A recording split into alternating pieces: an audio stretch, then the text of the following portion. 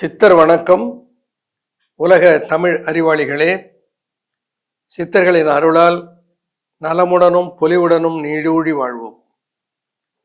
Doctor plus அலை ஊடக ரசிகர்களே, தலையில் இருக்கிற வரையில் முடி என்று பெயர் பெற்று சிறந்து இருப்பது தரையில் விழுந்தால் மயிர் என்று கொச்சையாக போய்விடுகிறது. ஆக மயிர் என்று கொச்சையாக ஆகாமல் அது தலையில் நிலைக்க வேண்டுமானால் கட்டாயமாக அதை பாதுகாக்க வேண்டிய பொறுப்பு இருக்கிறது. தலையில் முடி இருந்தால் தான் ஒரு வயது எவ்வளவு இருக்கிறது என்பதை சரியாக கணிக்க முடியும். தலையில் முடி இல்லைன்னா 20 வயதில் சொட்டை இருந்ததுன்னா உனக்கு என்ன 40 வயசான்னு கேட்பார். ஒரு பெண் பார்க்க போகிறார் மாப்பிள்ளை, அவர் தலையிலே முடி இல்லாமல் போய் பெண் பார்க்க போனால் இந்த பெண்ணே வந்து அவர் இடத்துல கேட்க என்ன மாப்பிள்ளை வல்லியான்னு சொல்லி எவ்வளோ வேதனையாக இருக்கும் பாருங்க. இப்போ தலை முடி இந்த தலையில் இருக்கிற வரைக்கும் தான் அதுக்கு பேர் முடி. அப்போ அதை தலையிலே வைத்துக்கொள்ள வேண்டும். முடி என்பது கௌரவம், சிறப்பு, பெருமை, உயர்வு அத்தனையும் குறிப்பது முடி. அப்போ அந்த தலையிலே முடி இருப்பது, அதை பாதுகாப்பது என்பது மிக அவசியம். இப்போ தலையிலே இருக்கிற முடியை அடர்ந்து நீளமாக வளர வைக்க முடியுமா? அதை முடியும் என்று சித்தர்கள் முடிவெடுத்தார்கள். தலையிலே இருக்கிற பொடுகு, தலையிலே வருகிற இன்ஃபெக்ஷன் எல்லாம் போக்க முடியுமா? போக்க முடியும் என்பதை சித்தர்கள் அறிந்திருந்தார்கள். அகத்திய பெருமான் கரப்பான் தைலம் என்று ஒரு ஃபார்முலாவை உருவாக்கிறார். புலிப்பானி பொன்னாங்கண்ணி தைலம் என்று ஒரு ஃபார்முலாவை உருவாக்கிறார். இந்த புலிப்பானியினுடைய பொன்னாங்கண்ணி தைலத்தையும் அகத்தியருடைய கரப்பான் தைலத்தையும் ரெண்டையும் ஒன்றாக சேர்த்து நான் கலாபா தைலம் என்று ஒரு தைலத்தை உருவாக்கிறேன். அதை நீங்கள் எப்படி உருவாக்கலாம், அதில் என்ன மூலிகைகள் இருக்கிறது என்பதை பற்றி சொல்லுகிறேன். முக்கியமான மூலிகை பொடுதலை. பொடுகை நீக்குவதால் அதற்கு பெயர் பொடுதலை. பொடுதலை, பொன்னாங்கண்ணி, கரிசலாங்கண்ணி, மருதாணி, கறிவேப்பிலை, செம்பருத்தை, முடியை நீளமாக வளர வைக்கிற பிரம்மி வழுக்கை, தலையிலே குளிர்ச்சியை தருகிற கரிசலாங்கண்ணி, தலையிலே குளிர்ச்சியை தருகிற குமரி, சோற்றுக்கற்றாழை, தலையிலே இருக்கிற எந்த வகையான இன்ஃபெக்ஷனையும் கண்ட்ரோல் பண்ணுகிற வல்லமை படைத்த சீமை அகத்தி,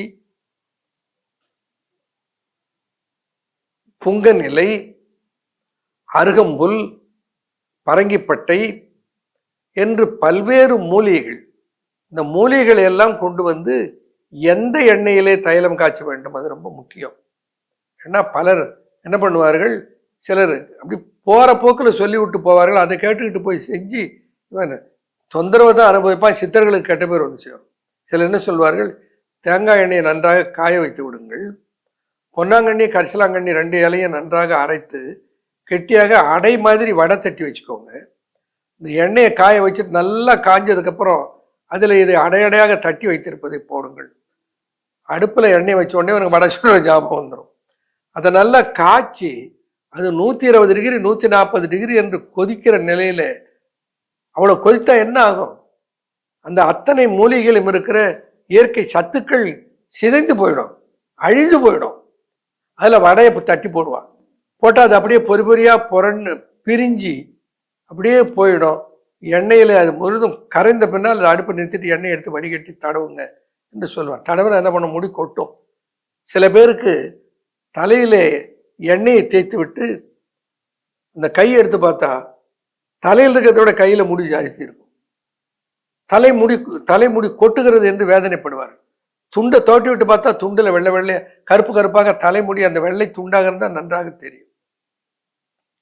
பகீரணும். அது பெண்களாக இருந்து அப்படி முடி நிறைய முடி கொட்டினால் அவர்கள் எவ்வளவு மனவேதனை அடைவார்கள், டிப்ரெஷன் ஆகிடுவார்கள். பல பேஷண்ட்டை பார்க்குறேன், மருத்துவமனைக்கு வருபவர்கள் சொல்வார்கள், இவனுக்கு முடி கொட்டுது என்றே இவன் டிப்ரெஷன் ஆகிவிட்டான்.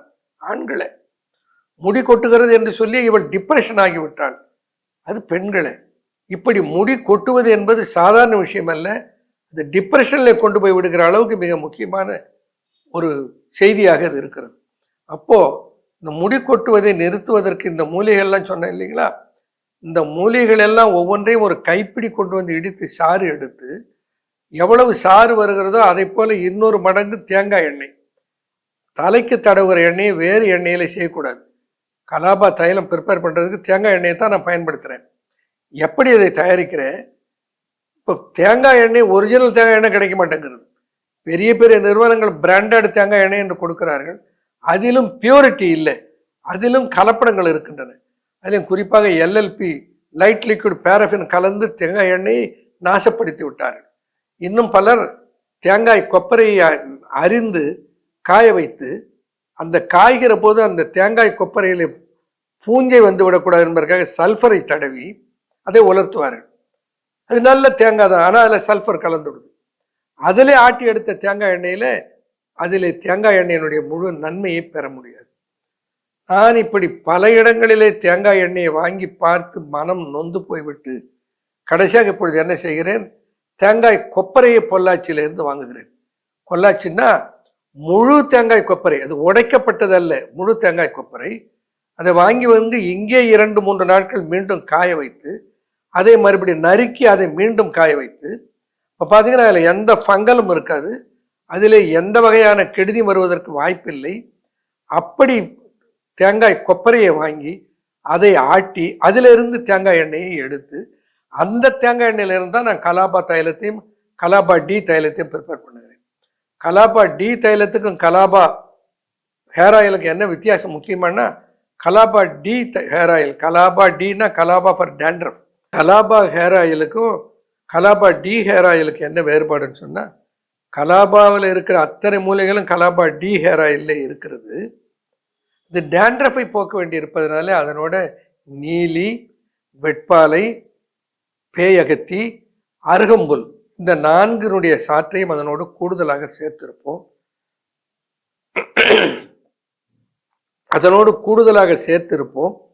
அது பொடுகை கட்டுப்படுத்துவதனால அதுக்கு கலாபா டி என்று பெயரிட்டேன். ஆனால் அதுவே கலாபா ஹேர் ஆயிலை போல முடி அடர்ந்து வளரவும் நீண்டு வளரவும் முடி கொட்டுவதை நிறுத்தவும் அத்தனை பண்புகளையும் முடி லஷி அண்ட் ஷைனியாக வருவதற்கும் உதவுகிற வல்லமை எதில் இருக்கிறது? 2 எண்ணெயிலும் இருக்கிறது, கலாபா ஹேர் ஆயிலையும் கலாபா டியிலையும். அடிஷனலாக கலாபா டி ஹேர் ஆயில் இருக்கிற எண்ணெய்கள் பொடுகை நிரந்தரமாக, செபரிக் டெர்மடைட்டிஸை நிரந்தரமாக நீக்குவதற்கு உதவுகிறது. இது ரொம்ப முக்கியம். இந்த தேங்காய் எண்ணெயில் பண்ணணும்னு சொல்வதற்கு தான் நான் சொன்னேன், தேங்காய் கொப்பரையை வாங்கி நான் தயாரிக்கிறேன்னு சொல்லி. அந்த தேங்காய் எண்ணெயில் தான் தயாரிக்கணுமா? ஏன் அது விளக்கெண்ணெயில் செய்யக்கூடாதா? ரொம்ப குளிர்ச்சியாக இருக்குமே. நல்லெண்ணெயில் செய்யக்கூடாதா? தலை முடி வளர வேண்டும் என்றால் அதை தேங்காய் எண்ணெயில் தான் செய்ய வேண்டும். தேங்காய் எண்ணெய் அதனால் தீயால் வரும் புண்போம், தேங்காய் எண்ணெய் அதனால் தீயால் வரும் புண்போம், பாங்காய் கூந்தல் படர்ந்து ஏறும். பாங்காய் நாம் விரும்பத்தக்க வகையிலே மிக அழகாக நேர்த்தியாக கூந்தல் படர்ந்து ஏறும். வெறும் தேங்காய் எண்ணெய் தடவினாலே கூந்தல் படர்ந்து ஏறும்னா அது கூட மூலிகைகளை சேர்த்தா எப்படி இருக்கும் பாருங்க. தேங்காய் எண்ணெய் அதனால் தீயால் வரும் புண்போம், பாங்காய் கூந்தல் படர்ந்து ஏகும் நீங்காத பல்லடியில் நோவும், படர் தாமரை புண்ணும் அல்லலறப்போம் என்று அறி. அல்லலே இல்லாமல் இவைகளெல்லாம் பல்லடியிலே வருகிற புண்ணையும் படர் தாமரை புண்ணுக்கும் சிறந்த மருந்தாக இருக்கும். தலைமுடி பாங்காக படர்ந்து ஏறுவதற்கு எது உதவும்னா தேங்காய் எண்ணெய் தான் உதவும். அதனால தான் தேங்காய் எண்ணெயிலே தயாரிக்க வேண்டும். இதெல்லாம் முக்கியமில்லை, இந்த சாறுகளோடு தேங்காய் எண்ணெயை சேர்த்து கையாள வேண்டிய முக்கியமான முறை என்னன்னு சொன்னா, இந்த தேங்காய் எண்ணெயிலே சேர்ந்து கலக்கப்பட்ட இந்த சாறு அதிகமான வெப்பத்துக்கு ஆளாகி கொதிக்காமல், இது 100 டிகிரி சென்டிகிரேடுக்கே போக விடாமல் 90 டிகிரியிலிருந்து 99 டிகிரிக்குள்ளே வெப்பத்தை பராமரித்து, தெர்மோ ரெகுலேஷன், அதுக்கு நாங்கள் தெர்மோ ரெகுலேட்டர் வைத்திருக்கிறோம். இந்த டெம்பரேச்சரை கண்ட்ரோல் பண்ணுவதற்கு 100 டிகிரியை தாண்டாமல் உள்ளேயே அதை முழுமையாக பக்குவப்படுத்தி, இது ரொம்ப முக்கியம். அது இல்லைன்னா இந்த எண்ணெய் கொதிச்சு 120 டிகிரி 140 டிகிரி கொதிச்சு விடுதுன்னா அந்த எண்ணெயில நான் போட்ட மூலிகையில் இருந்த சத்துக்கள் எல்லாம் சிதைந்து போய்விடும், அழிந்து போய்விடும். அப்படி தயாரித்து இந்த எண்ணெயை முக்கியமாக கையாள வேண்டியது என்னன்னா, இந்த முடி உதிர்வதை நிறுத்துவதற்குரிய தைலத்தை அகத்திய பெருமான் சொன்ன கரப்பான் தைலம், புலிப்பானி சொன்ன பொன்னாங்கண்ணி தைலம் 2னுடைய ஃபார்முலாக்களையும் சேர்த்து தான் உருவாக்கினேன் என்று உங்களுக்கு சொன்னேன். இதை முதல்ல உருவாக்கிய போது எனக்கு கிடைத்த அனுபவத்தை சொன்னால் நீங்கள் புரிந்து கொள்வீர்கள். இந்த எண்ணெயை சொன்ன முறைப்படி பக்குவமாக தயாரித்து விட்டு தலையில தேய்த்தால் தலையில இருக்கிறத விட கையில முடி அதிகமா வரும், கொட்டும். ஒன்றும் புரியல, என்னடா இது, அகத்தியரும் புலிப்பாரியுமா போய் சொல்லுவாங்க, அவர்கள் சொன்ன முறையில தானே செய்திருக்கிறோம், அது ஏன் இப்படி முடி கொட்டுகிறது, முடி கொட்டுவது ஏன் நிற்கவில்லை என்று ஆரம்பத்திலே புரியவில்லை.